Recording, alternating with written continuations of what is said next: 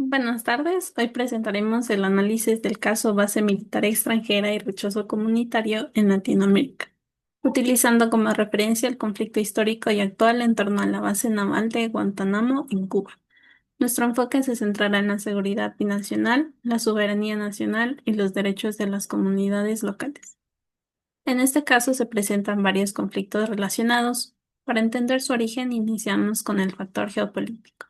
El conflicto se origina en 1903 cuando Estados Unidos obtuvo el territorio mediante un tratado firmado en un contexto que limitaba la soberanía cubana. Para Cuba, ese acuerdo fue impuesto y es ilegítimo. Aunque Cuba rechaza la base por considerarlo una violación a su soberanía, Estados Unidos mantiene control total, alegando que el tratado sigue vigente. Con los años, Guantánamo se volvió estratégica, primero como estación naval y luego como centro de detención. Factores sociales y comunitarios.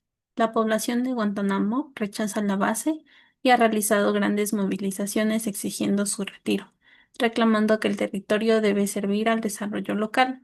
Las comunidades afirman que la base limita el uso de la bahía y las oportunidades económicas. Además, persiste un trasfondo de desconfianza por hechos pasados, como la muerte de un trabajador cubano dentro de la base en los años 60. Factores económicos.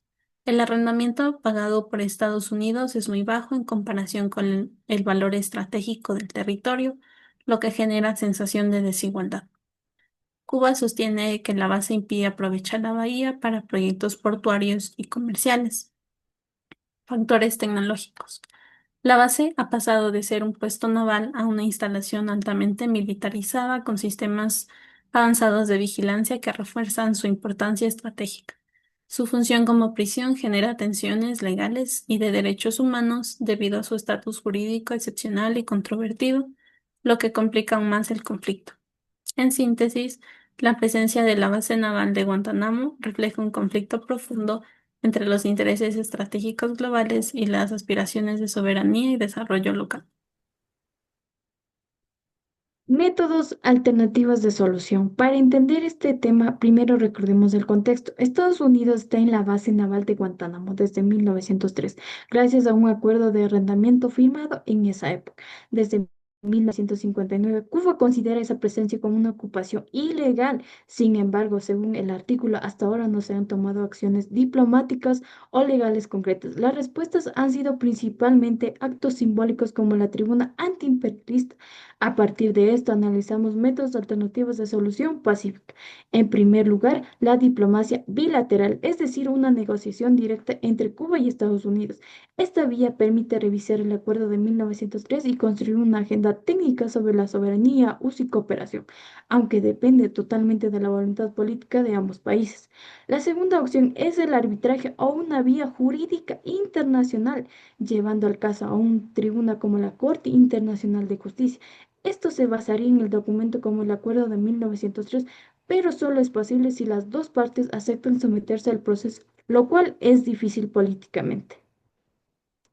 Otra alternativa es la medición internacional, donde un tercer neutro como la ONU o un país mediador facilita un diálogo imparcial. Esta vía es útil porque el conflicto se ha mantenido sobre el discurso político y no en el proceso formal, pero requiere que Estados Unidos acepte participar.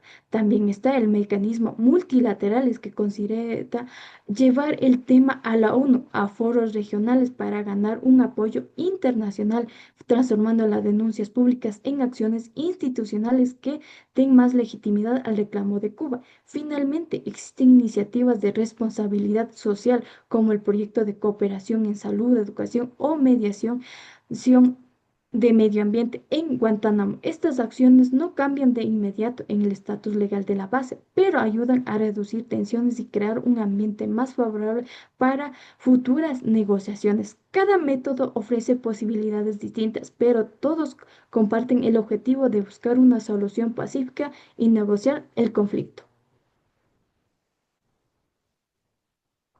El proceso de negociación. En este conflicto reúne a varios actores con intereses muy diferentes. Por un lado está el gobierno de Cuba, que busca recuperar su soberanía y el control total del territorio, donde se encuentra la base militar. Por otro lado, Estados Unidos quiere mantener la base porque la considera estratégica para su seguridad y sus operaciones militares.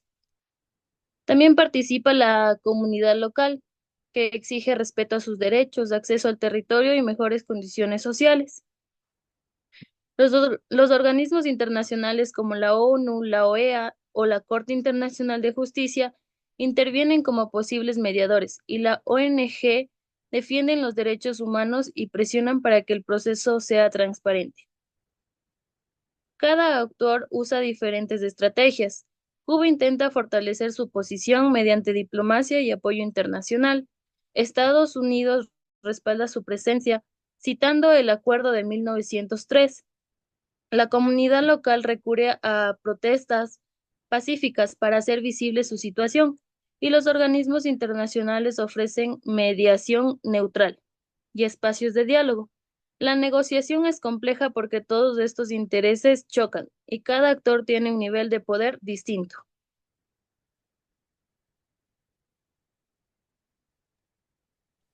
Complejidad transaccional. El conflicto es transnacional y esto lo vuelve mucho más difícil de resolver. Existe una gran asimetría de poder entre Cuba y Estados Unidos, lo que influye directamente en la negociación. Además, la base de Guantánamo tiene un valor militar y geopolítico muy alto, lo que hace que Estados Unidos no quiera renunciar a ella. Se enfrentan tres elementos que no siempre son compatibles: la soberanía de Cuba, la seguridad estadounidense y los derechos humanos de las comunidades locales. A esto se suman las presiones internacionales, la opinión pública mundial y la desconfianza histórica entre ambos países, que lleva décadas acumulándose. Por eso se afirma que la negociación es difícil, porque no es un conflicto local. Intervienen intereses militares, políticos y geopolíticos, y esto requiere de diplomacia, transparencia y liderazgo ético para avanzar hacia un acuerdo justo.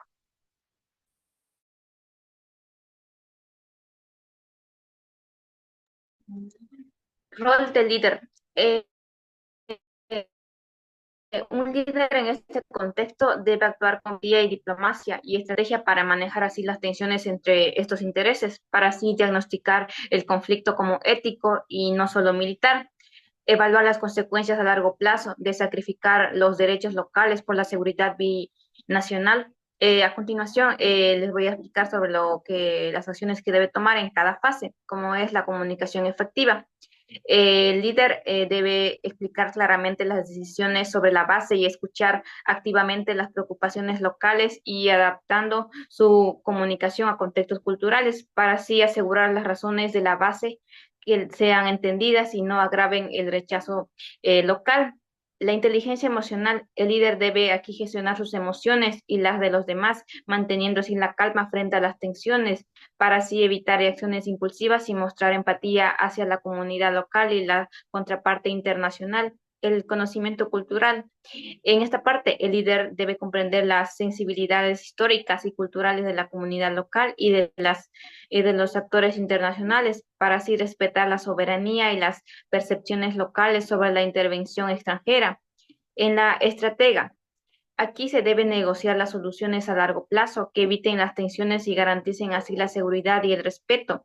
La preparación y el análisis. El líder debe investigar a fondo la situación y anticipar impactos sociales, políticos y económicos.